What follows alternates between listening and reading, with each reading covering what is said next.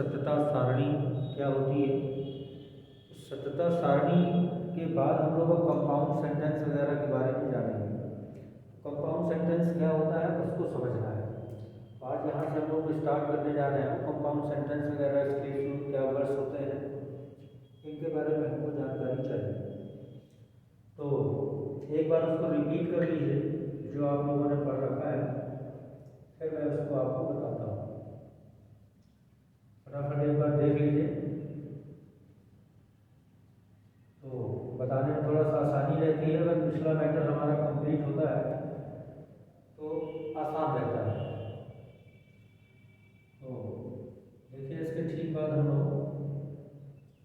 शुरू कर देंगे।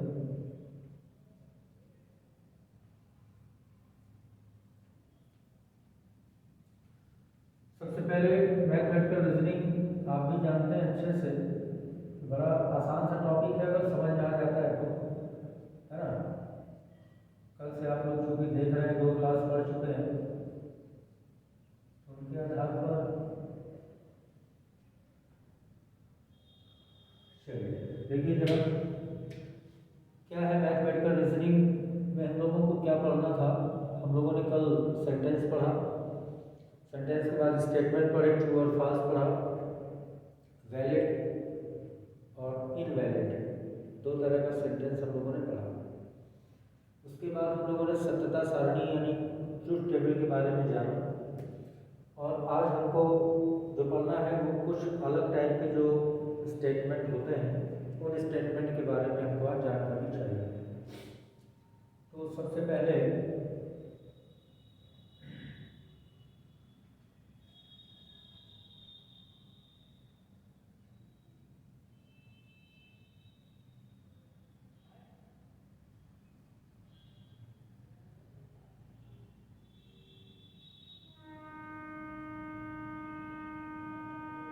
ये टॉपिक था मैथमेटिकल रीजनिंग। देखिए जो चीज़ आप पढ़ते जा रहे हैं उसको एक बार रिपीट कर लिया करिए, उससे क्या होता है ना कि आगे का जब हम पढ़ते हैं बड़ी आसानी से कोई चीज़ें समझ में आती हैं। ठीक है,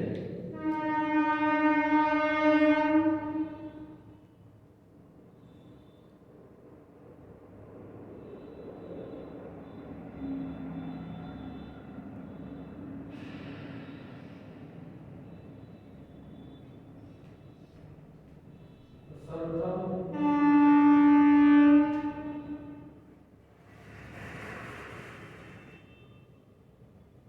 क्या है कि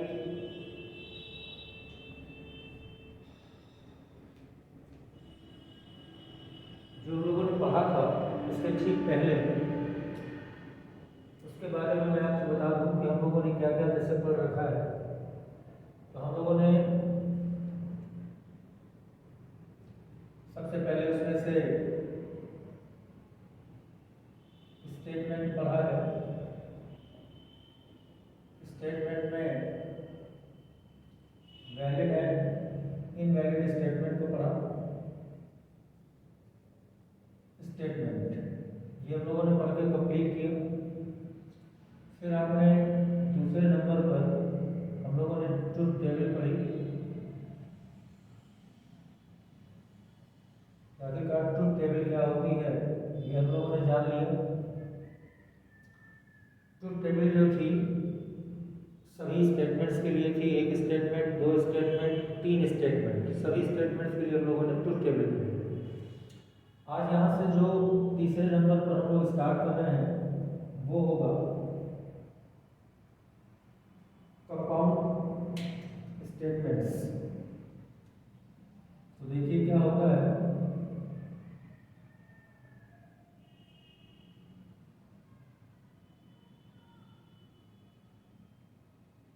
कंपाउंड स्टेटमेंट्स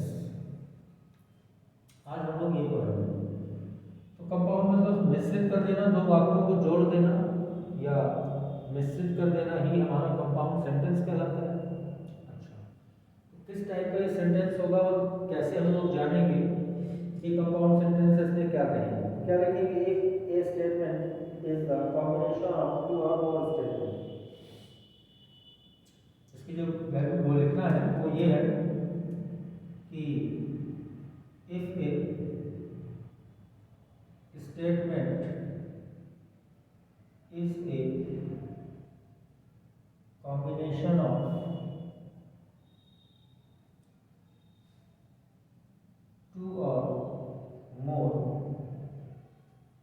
statements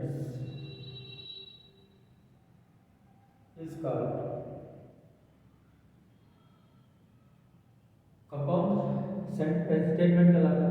उसने बताया कि कॉम्बिनेशन मतलब जोड़ दिया जाए दो या दो से अधिक सेंटेंसेस यानी स्टेटमेंट्स को, तो वो हमारा कंपाउंड स्टेटमेंट कहलाता है। ठीक है, अच्छा, लेकिन अब ये है इसमें से जो जोड़े जाएंगे दो स्टेटमेंट, तो उसकी बात कर रहा है कि जो दोनों स्टेटमेंट होंगे वो कैसे होंगे। Each statement which form a compound statement, each statement compound statement की फॉर्म में होता है, जैसे हम लोग सब स्टेटमेंट कहते हैं। यहाँ पे लिखेंगे कि हियर ईच स्टेटमेंट,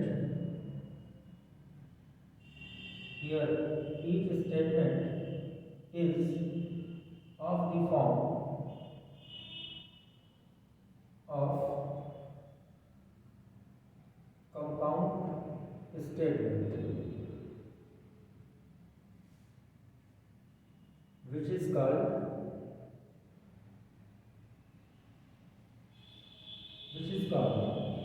उसको क्या कहते हैं, उसको बोलेंगे सब स्टेटमेंट,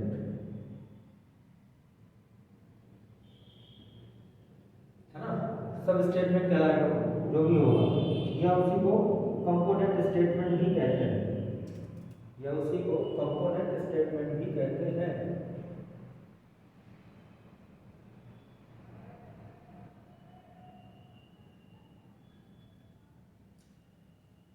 which is called सब स्टेटमेंट और कंपोनेंट स्टेटमेंट। इसके दो नामों से आया कि जैसे हमने बोला कि कोई भी सेंटेंस है, अगर वो दो या दो से अधिक स्टेटमेंट को जोड़ रहा है तो उसको हम लोग कंपाउंड स्टेटमेंट कहते हैं। तो जब दो हम लोग जोड़ेंगे तो कह रहा है ईच स्टेटमेंट, दोनों के दोनों statement is the form of compound statement, दोनों कंपाउंड स्टेटमेंट की फॉर्म में होंगे, विच आर कॉल्ड, है ना, which are known as oblique which are called sub statement, या उसको सब स्टेटमेंट भी कहते हैं या कंपोनेंट स्टेटमेंट भी कहा जाता है। कैसे इस चीज को और डिस्क्राइब किया जाए तो हम कैसे समझेंगे उस चीज को, वो भी आगे आ जाएगा। दूसरे नंबर पे आता है हमारे पास बेसिक कनेक्टिविटीज। बेसिक कनेक्टिविटीज क्या होती है भाई, जब दो सेंटेंस जोड़ेंगे ना तो किसी न किसी कनेक्टिविटी के लिए कुछ ना कुछ तो चाहिए उसमें जोड़ने के लिए, है ना। तो कौन से ऐसे वर्ड होते हैं जिनसे हम लोग दो सेंटेंस को या दो वाक्यों को जैसे इंग्लिश में जोड़ते थे, वैसे यहाँ पर दो स्टेटमेंट को ही किसी एक वर्ड के द्वारा जोड़ दिया जाएगा। उन जो जोड़े जाएंगे वर्ड्स उनको हम लोग बेसिक कनेक्टिविटी कहते हैं। कौन कौन से हो सकते हैं, एंड, और, जैसे और, अथवा, इफ एंड ओनली इफ। इन सब के अलावा और भी ऐसे वर्ड होते हैं जो हमारे दो स्टेटमेंट को आपस में जोड़ देंगे हम लोग। क्लियर है, तो देखते हैं क्या होगा, बेसिक कनेक्टिविटी क्या होती है। मैं लिख के भी बता देता हूँ आपको उसके लिए, कि आपको भूले ना कि क्या चीज़ बताई गई थी। ठीक है, तो in the compound statement two और more statement are connected by words. In the compound statement हम लोगों ने यहाँ से बताया कि in the compound statement two or more statement are connected by words। तो कह रहा है दो या दो से अधिक स्टेटमेंट को जोड़ने के लिए कंपाउंड स्टेटमेंट में connected by a word like as.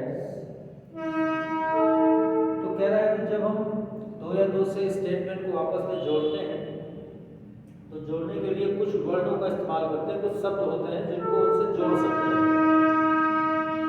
वो कौन से वर्ड होते हैं उनको देख लीजिए, एंड, और, इफ, देन, ये सब है ना, लाइक एज, एंड, और, if, then, I double F का मतलब होता है if and, only if, etcetera. ऐसे कुछ वर्ड्स को यूज करके हम दो सेंटेंस को और दो स्टेटमेंट को आपस में जोड़ सकते हैं। ठीक है भाई, तो और भी ऐसे वर्ड्स हो गए जिससे ये पता लग गया आपको किससे किससे किसको जोड़ना है। फॉर ऑल, देयर एग्जिस्ट, और भी लिखना हो तो और भी लिख दो भाई। जैसे कहने का मतलब है फॉर ऑल, है ना, फॉर एवरी,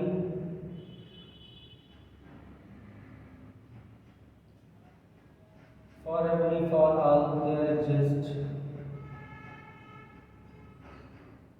एटसेट्रा। इस तरह के वर्ड्स को अगर हम जोड़ करके दो सेंटेंस को आपस में एक जोड़ दें तो वो कहलाएगा हमारा बेसिक कनेक्टिविटी वर्ड कहलाएगा। इनको हम लोग इनके द्वारा हम इनको आपस में ऐड कर सकते हैं। ठीक है, यहाँ पर ये डेफिनेशन आपकी जो बन रही थी वो आपकी कंपाउंड स्टेटमेंट की थी। कंपाउंड स्टेटमेंट में आपने ये जाना कि जब दो स्टेटमेंट को आपस में जोड़ा जाता है तो वो कंपाउंड स्टेटमेंट कहलाता है, और जिन वर्ड्स के द्वारा जोड़ा जाता है, जिन शब्दों के द्वारा उनको जोड़ा जाता है, उन शब्दों को हम बेसिक कनेक्टिविटी कहते हैं। जैसे एंड, और, if, then, if, for all, for every, there exist, वगैरह वगैरह। जितने भी ऐसे वर्ड्स आएंगे इनको जोड़ने के लिए हम लोग यूज करते हैं, तो ये बेसिक कनेक्टिविटीज कहलाएंगी। अच्छा, इसके बाद आता है द वर्ड एंड, कंजंक्शन बोलते हैं इसमें से। इसके लिए मैं आपको एक टेबल बना देता हूँ। देखिए क्या है, these are called connectivities, इन्हीं को जो कहा जाता है। तो these words are called connectivities।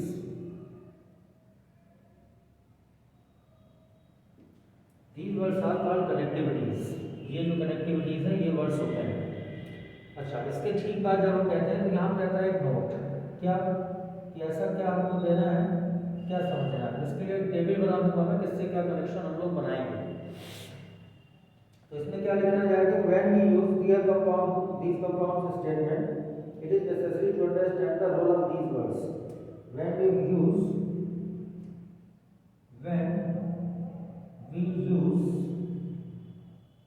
Compound statement, जब भी हम कंपाउंड स्टेटमेंट लिख रहे हो या समझ रहे हो तो कंपाउंड स्टेटमेंट लिखने के समय क्या करना है, when we use compound, it is necessary to understand, it is necessary to understand the role of these words. तो कह रहा है कि जब हम दो सेंटेंस या दो स्टेटमेंट्स को आपस में जोड़ रहे होते हैं तो इन वर्ड्स का जो रोल होता है ये उनको कहाँ लगाया जाता है, इनको रोल इनका समझना बहुत ज़रूरी है ना। आवश्यक माने जरूरी है, अंडरस्टैंड माने समझना, इनका रोल माने इनका अभिनय, इनका अभिनय उसमें क्या व्यक्तित्व होगा, कैसे ये यूज होते हैं ये वर्ड दो आपके स्टेटमेंट को जोड़ने के लिए। तो उनका रोल समझने के लिए हम आपको टेबल समझा देते हैं तो उससे उसको आप आसानी से अनुभव कर सकते हैं। क्या होते हैं तो देखिए लिखना है, बेसिक लॉजिक। यहाँ पे मैं आपको ऐसे टेबल बना देता हूँ।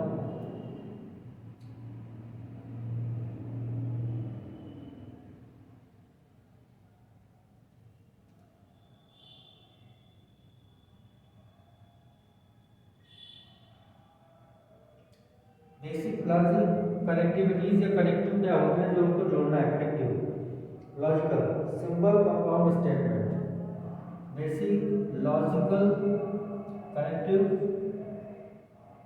सिंबल्स। अच्छा है, लिख देता हूँ अलग से। तो उसके नोटेशन क्या होते हैं, सिंबल्स, और उसके बाद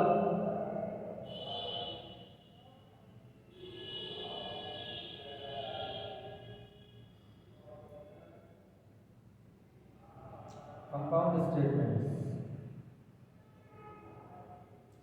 क्या बनेंगे, इनके सिंबल्स क्या होंगे जिनको ऐसे जोड़ा जाता है वो देखना है, और ये बेसिक लॉजिकल कनेक्टिव्स क्या होते हैं, कैसे किसको जोड़ा जाएगा, ये तीन चार चीज़ों के बारे में हमको पता होना चाहिए।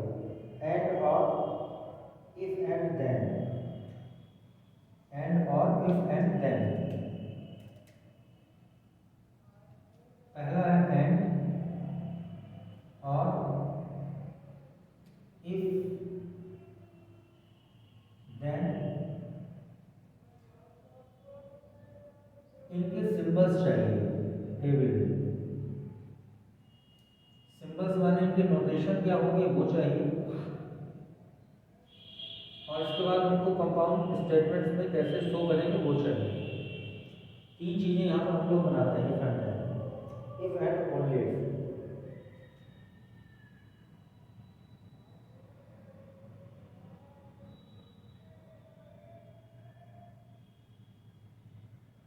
इसमें इफ में सब आ जाएंगे, जितने इफ देन और for or for every there exist, ऐसा करेंगे।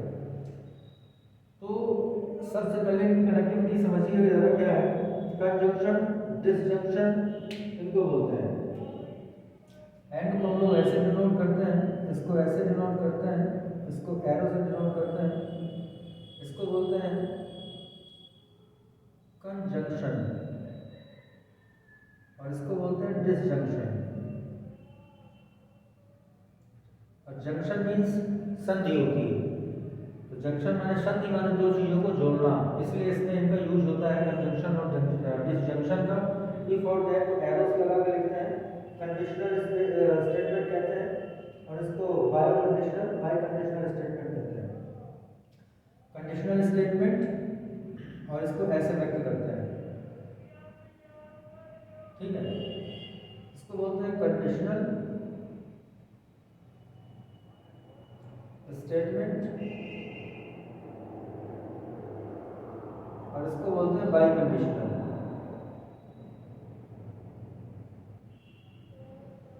स्टेटमेंट। इतनी चीज़ों को हमको यहाँ पर नॉलेज होना चाहिए। तो जब हम ये टेबल पढ़ लेते हैं तो हमको इसके कंजंक्शन जोड़ने की प्रक्रिया हमको आसानी से पता लग जाती है कि इनको सेंटेंस को हमें किसके द्वारा जोड़ना है ना। अब ये इनके सिंबल्स हैं, नोटिस हो गए कैसे करना है, इसलिए उनको मैंने आपको लिख करके दे दिया। तो ये टेबल हम लोगों को ऐसे जोड़ करके दिखाना है, ठीक है भाई। तो ये टेबल भी आप लोग अपना अपने कॉपी में राइट कर लेंगे, इसके जरिए आप दो सेंटेंस को जोड़ना सीख जाएंगे, और कैसे जोड़ना है ये भी आपको बहुत अच्छे से पता लग जाएगा। क्लियर है। तो बेसिक लॉजिकल कनेक्टिव सही है, और सिंबल्स हो गए, उनके कंपाउंड स्टेटमेंट्स हो गए, conjunction disjunction conditional and bye conditional statement कहलाते हैं, इसकी वजह से बेसिक कनेक्टिविटीज की वजह से। ओके, आगे देखते हैं द वर्ड्स कंजंक्शन की बात करें क्या होता है। नंबर 1, ठीक है, 5th नंबर में पढ़ेंगे हम लोग द वर्ड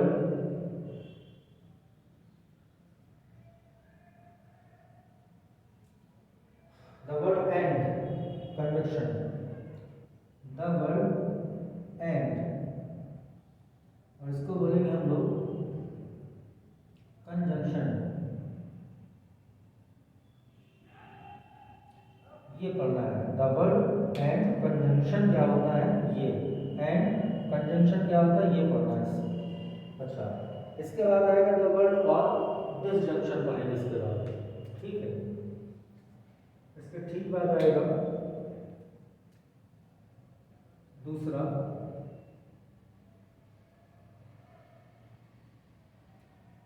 6 नंबर पर द वर्ड और,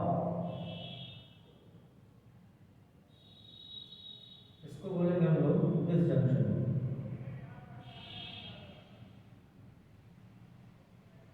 डिसजंक्शन, ठीक है भाई। अगला ये आएगा,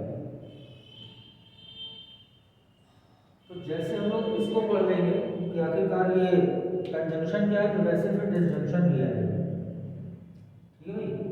तो देखिए जरा कैसे क्या करना है, क्या होता है इसका मीनिंग, और दोनों सेंटेंस, फिर ये इफ वाला आएगा और फिर ये भी आएगा। तो मैं इसमें आपको लाइन से सभी समझाऊंगा, तो उनको देखते जाइए किसको क्या कहा जाता है, वैसे तभी आपको कंफर्म हो पाएगा। क्लियर है? अच्छा, तो देखिए तो वर्ड एंड कंजंक्शन क्या होता है? एंड का अर्थ आप भी जानते हैं और होता है ना? क्या है? जैसे मैं और वो, है ना? तो एंड का प्रयोग और शब्द के लिए होता है, जैसे चाय और कॉफी, है ना? तो मैं और वो विद्यालय घूमने गए। तो कहीं पर भी अगर और शब्द का जिक्र होता है तो उसको हम लोग कंजंक्शन दे देते हैं, एंड वर्ड के द्वारा जोड़ दिया जाता है। ठीक, और का मतलब अथवा या होता है, यानी जैसे मैं पास होऊंगा या फेल हो जाऊंगा, या लग गया।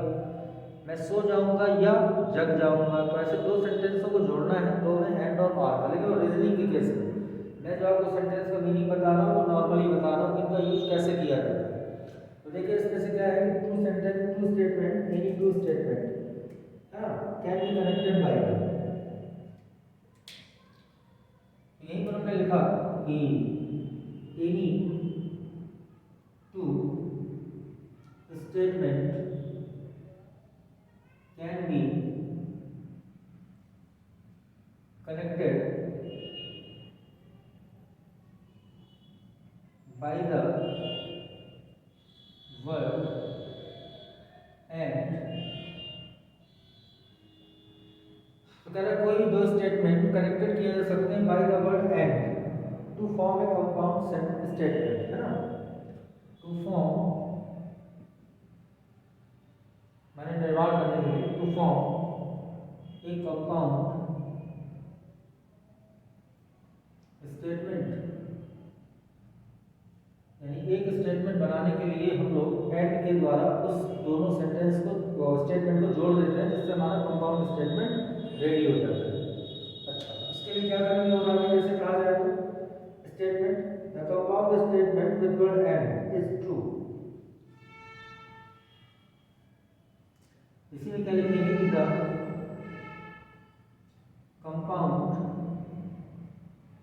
Statement with the word and is true। देख रहे हैं? तो इसमें कल बताया गया था कि इसमें वैलिड और इनवैलिड के लिए बताया गया था कि उस स्टेटमेंट को ट्रू या फॉल्स होना चाहिए, दो स्थितियां होती हैं। तो कह रहा है ये स्टेटमेंट ऐसा अगर जोड़ देंगे तो ट्रू होगा if all component statement are true. तो कंपोनेंट स्टेटमेंट कहाँ है? ये जब भी आपने बोला ना इनको कंपोनेंट बोलते हैं। If the component statement is true, if the component statements is true। अगर कंपोनेंट स्टेटमेंट हमारा ट्रू है तो ये आपका कंपाउंड स्टेटमेंट भी क्या हो जाएगा? ट्रू हो जाएगा, अगर एंड के द्वारा उसको जोड़ा गया है तो। समझ रहे हैं? पहली चीज तो ये लिखी गई। इसी तरीके से अगर आप कहेंगे true if all the fifth component statement are true, same चीज है। The compound statement with word and is false if all the component statement are false। दोनों चीजें if the component statement is true, otherwise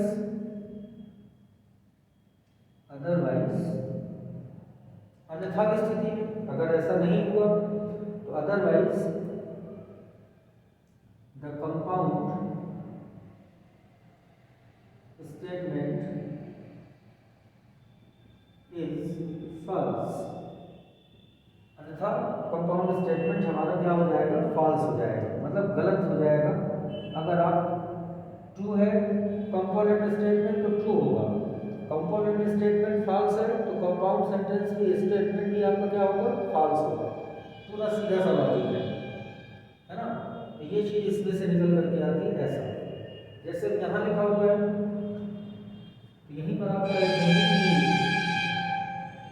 any two statement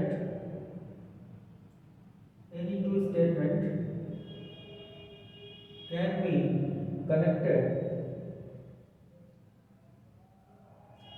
by the word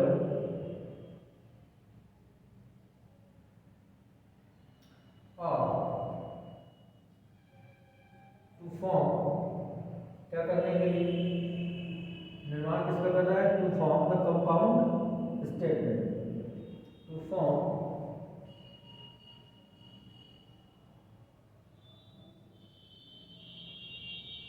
compound statement.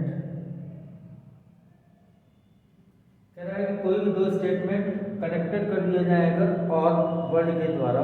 अभी and word के द्वारा जोड़ रहे थे, अब इसमें एंड और वर्ड के द्वारा जोड़ना है। और वर्ड के द्वारा अगर जोड़ दिया जाए, है ना,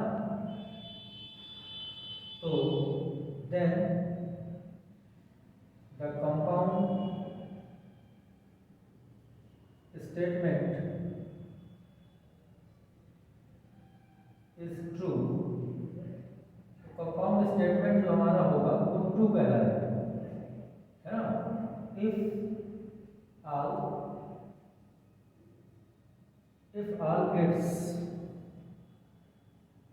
its component statement is true। अगर कंपोनेंट स्टेटमेंट हमारे सभी सत्य है तो वो हमारा क्या, कंपाउंड स्टेटमेंट भी सत्य होगा। लिखा है ना पर कि अगर ये ट्रू है तो इसको भी ट्रू होना चाहिए, अदरवाइज द कंपाउंड स्टेटमेंट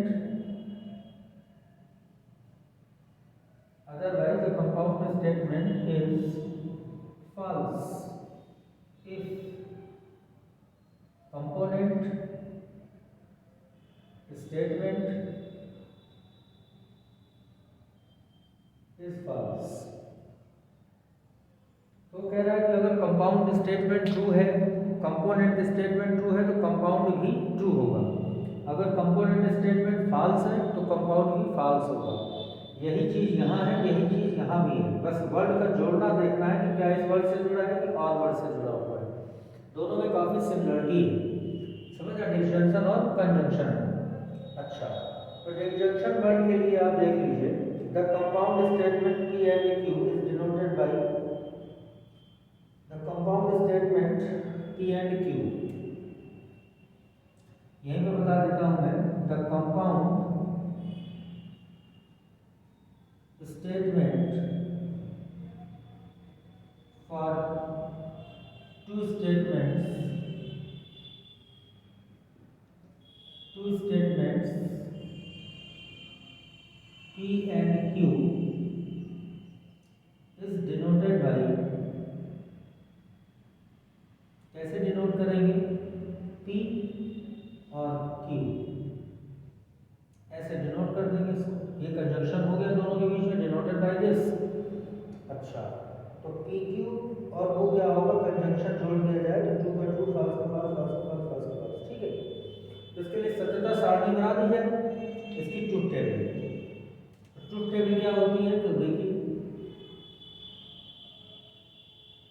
यहाँ पर हम इसकी ट्रूथ टेबल बनाएंगे। ट्रूथ टेबल क्या होगी, ट्रूथ टेबल कि अगर आपके सेंटेंस है P Q और इसका यहाँ डिस्जंक्शन हो गया,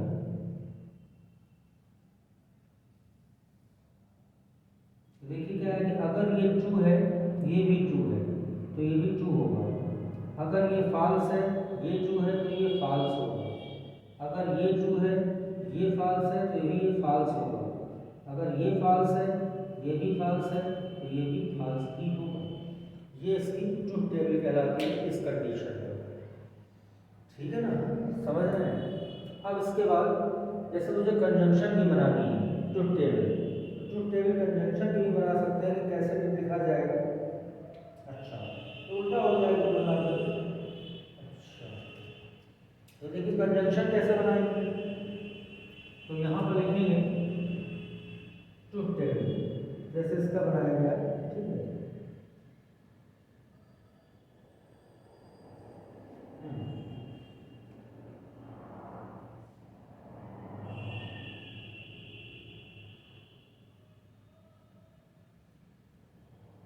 जैसे यहाँ पर मैंने बताया इसकी ट्रूथ टेबल के बारे में।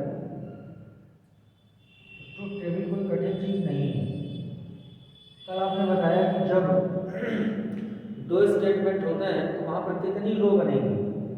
दो स्टेटमेंट का मतलब है 2 की पावर 2 अर्थात 4 रोज बनेगी। कितनी रोज आएंगी? 4 रोज। तो स्टेटमेंट आपने दे दिया, 4 रोज बनानी है। फिर से एक बार बता रहा हूँ, ध्यान से सुन लीजिए। तो ये P हो गया, ये Q हो गया, इसको लिखा P कंजंक्शन Q। तो यहाँ पर कह रहा है कि 4 रो कैसे बनेगी? 1 रो, 2 रो, 3 और 4। ठीक है। तो अगर ये स्टेटमेंट ट्रू है, ठीक, ये और भी दो स्टेटमेंट है चूंकि, तो अगर ये ट्रू है, ये भी ट्रू है, तो ये ट्रू रहेगा। ये फॉल्स है, ये ट्रू है, तो ये फॉल्स रहेगा। ये ट्रू है, ये फॉल्स है, तो भी ये फॉल्स रहेगा। जब ये फॉल्स है, ये फॉल्स है, तो ये भी फॉल्स रहेगा। समझ रहे हैं बात? अब आ जाती है बारी कंजंक्शन की। तो कंजंक्शन में क्या लिखेंगे? The compound statement for two statement P and Q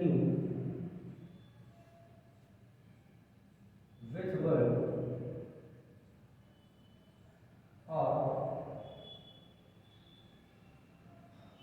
is denoted by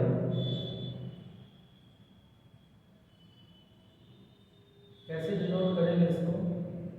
तो P और ये लगाएंगे डिस्जंक्शन Q। ठीक है। The truth table for this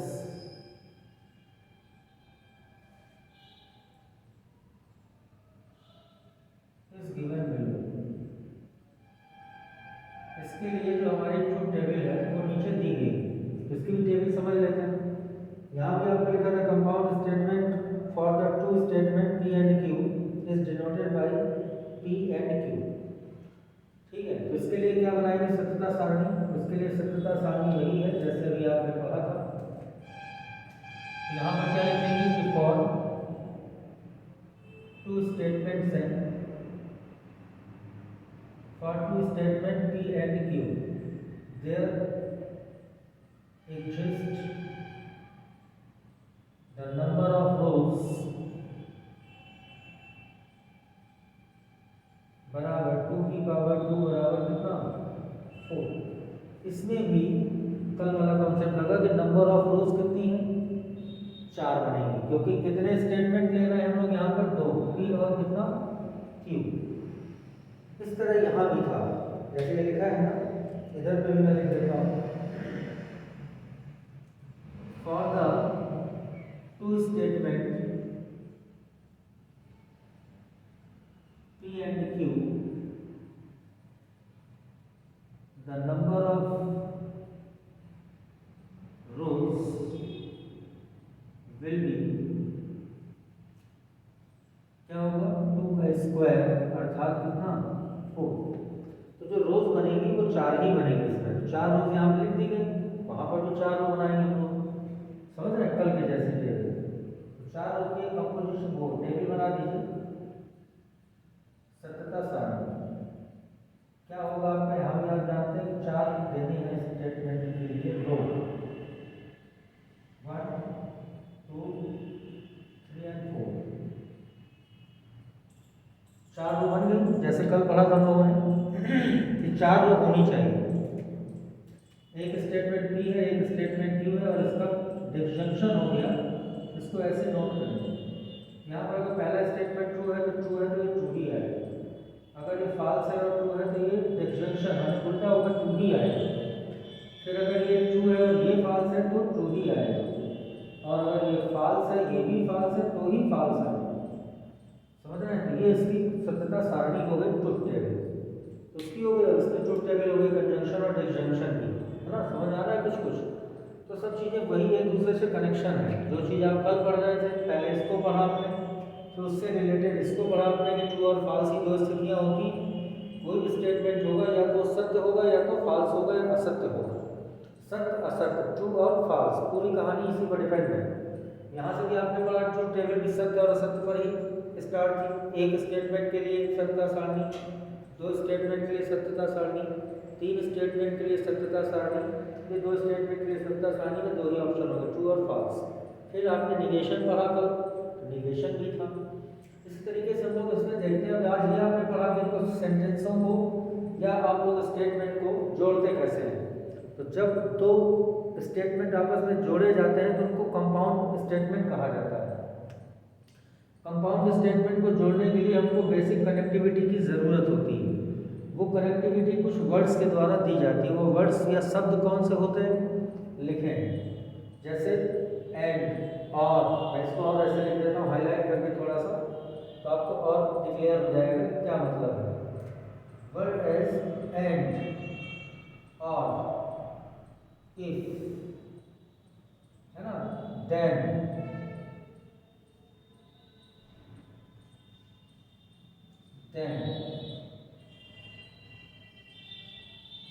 I double F, माने if and only if, for all, for every, they are just, ये सब words को जोड़ करके हम लोग दो सेंटेंस को जोड़ देते हैं पहले। अब इसी तरह दो स्टेटमेंट जोड़ दिए जाएंगे इससे। तो ये बता रहा है कि जब हम कंजंक्शन करते हैं तो इसका यूज होगा, और एंड आपका कनेक्टिविटी आएगी। जब हम और लगाएंगे तो ये डिसजंक्शन लिखा जाएगा, और कनेक्टिविटी वर्ड ये होगा, है ना, डिसजंक्शन। इसी तरह इफ दैट में ये सिंबल यूज होता है, और इफ एंड ओनली इफ में दिस इंप्लाइज यूज होता है। अच्छा, इफ एंड ओनली इफ, तो ये सब चीजें इसमें से आती हैं। यहाँ पर इफ है, इफ, और यहाँ पर है इफ एंड ओनली इफ।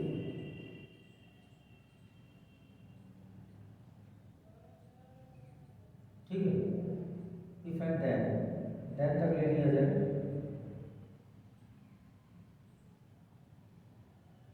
ये तो आपको और है ही है, क्लियर दिख रहा है, ठीक है। तो सब लिखा हुआ है उसके सामने। अब तीसरे तरफ की वर्ड की तरफ हम लोग चर्चा करेंगे। अच्छा, types of or, the word or हो गया, एंड हो गया। अब इसमें हम लोग पढ़ते हैं टाइप्स ऑफ आर। इसके कई तरह से ये जुड़ता है, ठीक। तो 7वें नंबर में देखिए क्या हम पढ़ने जा रहे हैं।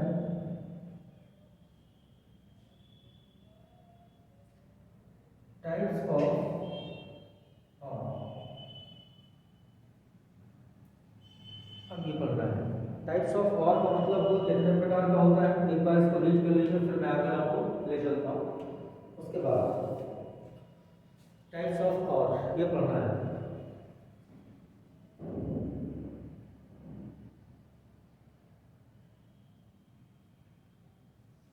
देखिए जरा फटाफट।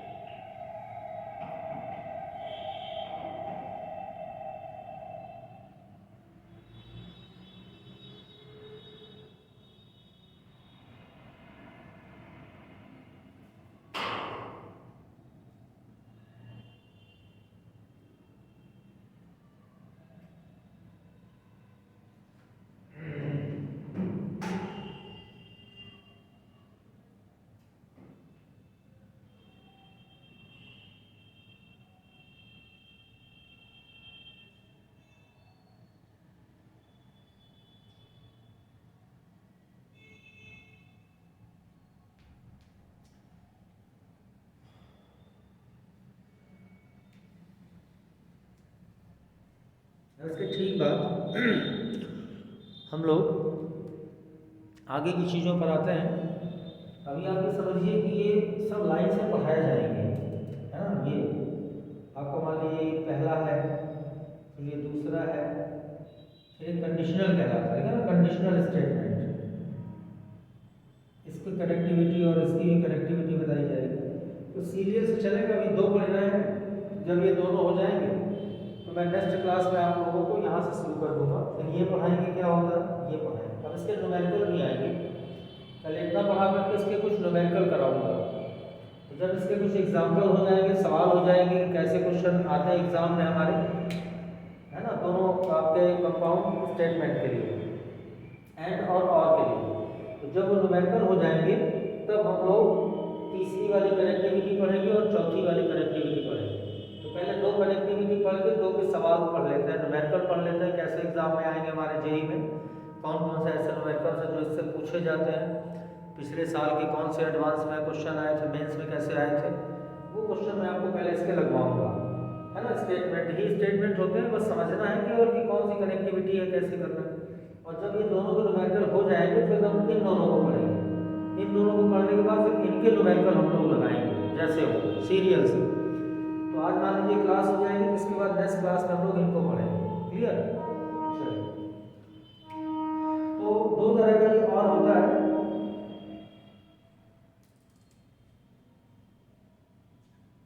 फर्स्ट होता है दो तरह का।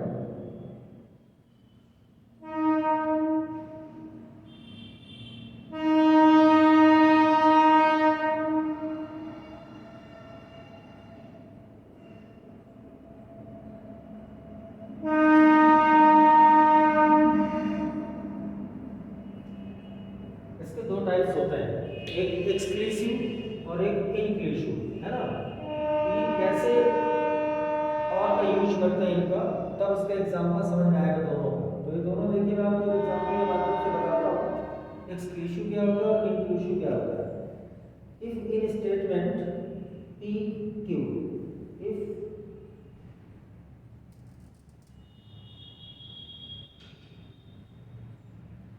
तो पहला नंबर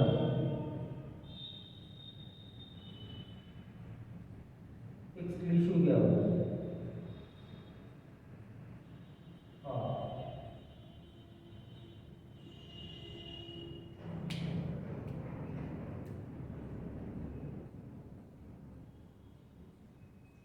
इफ इन, जब हम कंपाउंड इवेंट को जोड़ेंगे और के द्वारा, इसके द्वारा, तो वहाँ पर ये दो स्थितियाँ उत्पन्न होती हैं। ऐसा कब होगा और ऐसा कब होगा, और इनमें लिखा क्या जाएगा ये समझना है भाई, डेफिनेशन, फिर उसके एग्जाम्पल आएंगे। बात क्लियर हो गई क्या मैंने बताया। तो देखिए वो कह रहा है कि इफ इन ए स्टेटमेंट, जो आपका ये वाला स्टेटमेंट है, इफ इन स्टेटमेंट P और, ये लगाना है, इसका मतलब ऐसा, इसी को हम लोग कहेंगे दैट इज P और Q। यहाँ पर ये लगा, इस स्टेटमेंट की बात कर रहा है। हमने यहाँ पर ये और कनेक्टिविटी दी और दो स्टेटमेंट के बीच में, और इसको और से लोगों ने जोड़ दिया। तो कह रहा है कि if happening of any one, happening of any one of P, Q exclude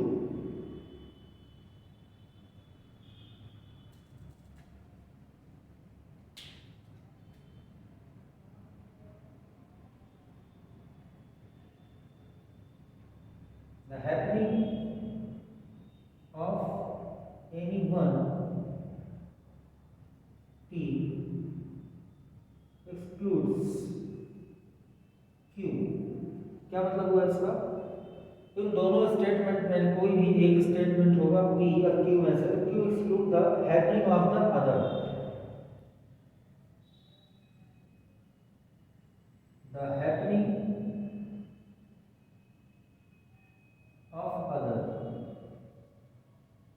statement. तो कह रहे अगर एक घटना दूसरे घटना को एक्सक्लूड कर देती है है ना, ओपन करके रख देती है।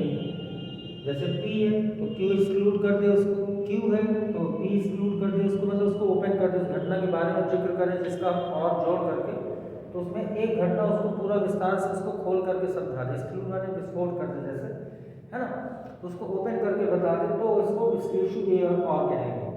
अब इसका जस्ट अपोजिट इंक्लूसिव में आ जाएगा। और भी किसी चीज़ को समझ सकते हैं ऐसे, जैसे मैंने लिखा है कि हैपनिंग स्टेटमेंट ऐसा क्यों आ, क्या लिख सकते हैं, other than it is exclusive or, है ना, here P and Q can not एक साथ नहीं आ सकते।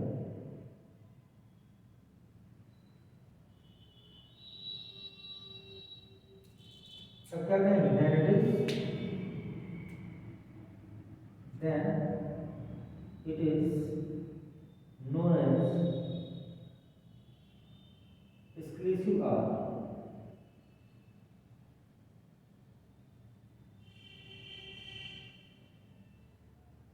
The P and Q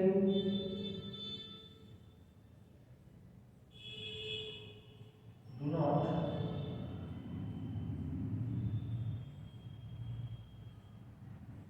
come together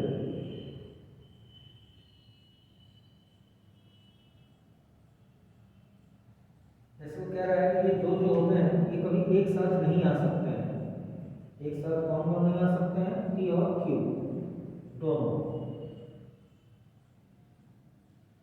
समझ रहे हैं बात, कह रहा है कि P और Q एक साथ कभी नहीं आ सकते हैं। अब इस घटना को हम लोग एक तरह से एक्सक्लूसिव आर कहते हैं।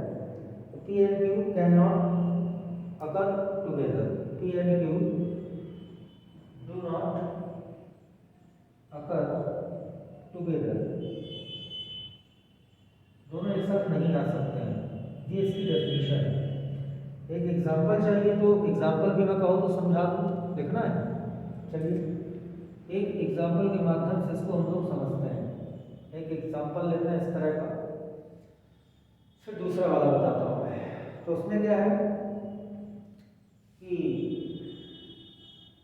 I will go to Delhi either by bus or by train, है ना, I will go to Delhi, I will go to Delhi either by bus or train। In statement,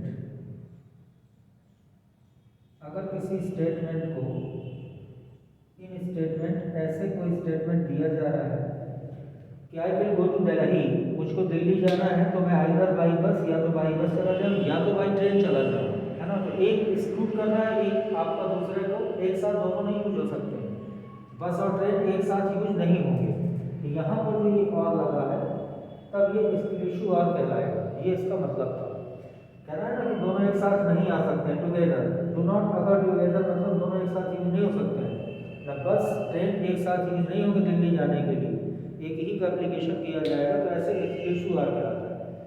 ठीक, अब जैसे दूसरे की बात करते हैं, अगर देख लीजिए, समझ लीजिए, एग्जाम्पल कल मिलेंगे, मैं आपको इसके बाद एग्जाम्पल्स कराऊंगा, तो इसमें हम लोग कह भी सकते हैं, अगर लिखना है तो लिख दीजिए क्या कि here the use of or is exclusive। यहाँ पर जो और का यूज हुआ है वो एक्सक्लूसिव है, ठीक है, इस तरीके से। दूसरा इसका स्टेटमेंट आएगा, अगर हमको देना है इंक्लूसिव, इंक्लूसिव और क्या होगा इसका, ठीक जस्ट विपरीत समझ सकते हैं आप, इंक्लूसिव और क्या होगा नहीं। इफ इन स्टेटमेंट P और Q both P and Q can also occur together, then it is inclusive or।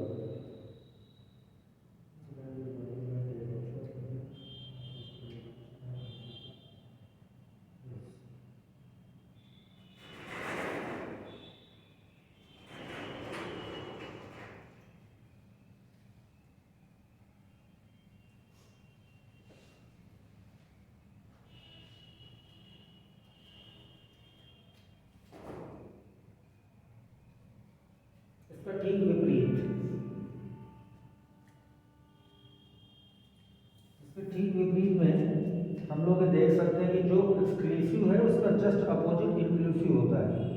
तो इंक्लूसिव कैसे कहेंगे हम लोग, तो इसी में आ जाता है कि जैसे कि if in statement P disjunction Q, that is P or Q,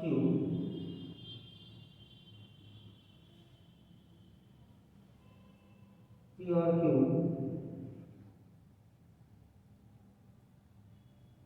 both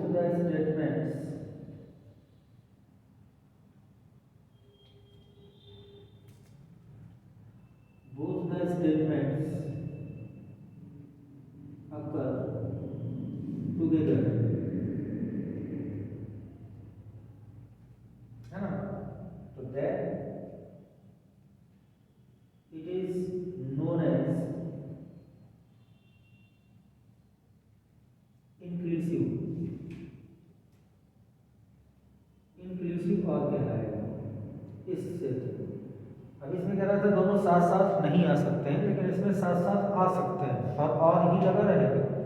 तो ऐसे कौन से सेंटेंसेस या स्टेटमेंट होते हैं जिनको जोड़ने के लिए और का यूज किया जाता है और वो दोनों वर्ड एक साथ यूज भी रहे हैं कि पी भी स्टेटमेंट लिखा रहे, क्यू भी लिखा रहे, बीच में और भी लिखा रहे, दोनों यूज हो सके, तो वो इंक्लूसिव कहलाएगा। और जिसमें एक ही का यूज हो दूसरे का यूज ना हो वो एक्सक्लूसिव कहलाएगा। जैसे यहाँ पे था ना बस और ट्रेन, दो में से कोई एक, यहाँ पे ऐसा एक एग्जांपल देंगे जिसमें दोनों यूज हो जाएंगे स्टेटमेंट, पी भी और क्यू भी। क्लियर? अच्छा, तो देखिए यहाँ से कि ऐसा कोई एग्जांपल देता हूँ मैं जिसमें आप इस बात को समझ सकें। एक एग्जांपल लिया गया दोनों के लिए। एग्जांपल में कोई भी एक ऐसा एग्जांपल ले लें,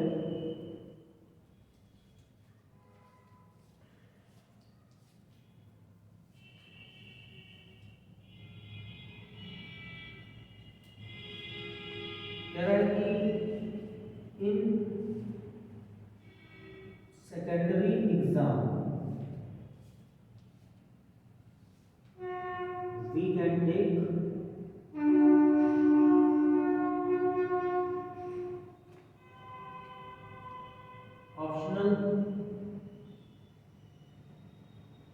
ऑप्शनल पेपर एज कंप्यूटर और फिजिकल एजुकेशन। यहाँ पर जो ये और का यूज हुआ, कोई दोनों ले सकता है, कंप्यूटर है, ऑप्शनल पेपर में कोई दोनों भी ले सकता है, तो दोनों के दोनों यूज हो जाएंगे, है ना। तो ये इसका एग्जांपल हो गया। तो इंक्लूसिव और कहलाएगा सेंटेंस। क्लियर हुआ? एक बार देख लीजिए, फिर बता रहा हूँ।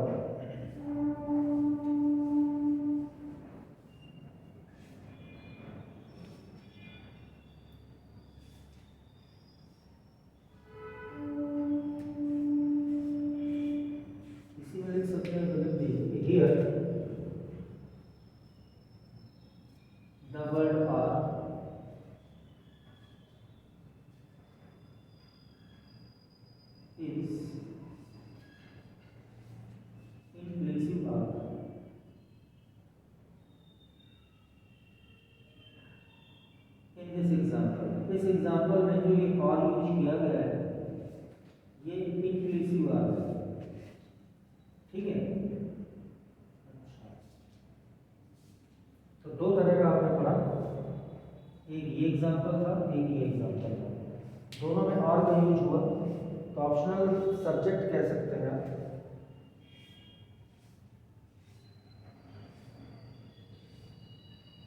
ठीक, तो कह रहा है कि secondary exam we can take optional subject as computer और फिजिकल एजुकेशन। तो दोनों ले सकते हैं आप, है ना, ऑप्शनल। तो जब दोनों के लिए और यूज होगा तो इंक्लूसिव होगा, अब तो दो में से किसी एक के लिए यूज होगा तो एक्सक्लूसिव होगा। इतना इसमें से मैटर था। अब इसके बाद हम लोग इसके न्यूमेरिकल लगाएंगे इसी तरह के कि कौन सा है आपका एक्सक्लूसिव है, इंक्लूसिव है, और कंजक्शन है, डिसजंक्शन है। इसके न्यूमेरिकल आएंगे 6-7 आपको इसकी अगली क्लास में न्यूमेरिकल लगवाऊंगा। न्यूमेरिकल्स के बाद फिर हम लोग आगे कनेक्टिविटी पढ़ेंगे, ये इफ देन वगैरह, इफ एंड ओनली इफ वगैरह। फिर उसके बाद अगली कनेक्टिविटी वहाँ से हम लोग शुरू करेंगे, ठीक है ना। अच्छा, देख लीजिए, इतना रिपीट कर लीजिएगा, इसको नोट करिएगा। जो डाउट्स हैं वो आप अपने कमेंट में भेज दीजिएगा, तो वो डाउट क्लियर कर सकता हूँ मैं। और जब न्यूमेरिकल्स आएंगे तब उसको आप लोग करिए। इसको कॉपी में लेके अपना बढ़िया से एक नोट्स बना लीजिए। नोट्स बनाने से क्या है कि कभी भी आप अपना उसको पढ़ सकते हैं, आपको लाइव जाने की, ऑनलाइन जाने की ज़रूरत नहीं है। तो उसको नोट्स बना लेंगे कॉपी में, कभी भी इसको अच्छे से पढ़ सकते हैं। इसलिए पूरा नोट्स बताया जा रहा है, ये नहीं कि समझा दिया जा रहा है, बल्कि लिख करके एक एक चीज़ समझाई जा रही है विद नोट्स, ठीक है, क्लियर।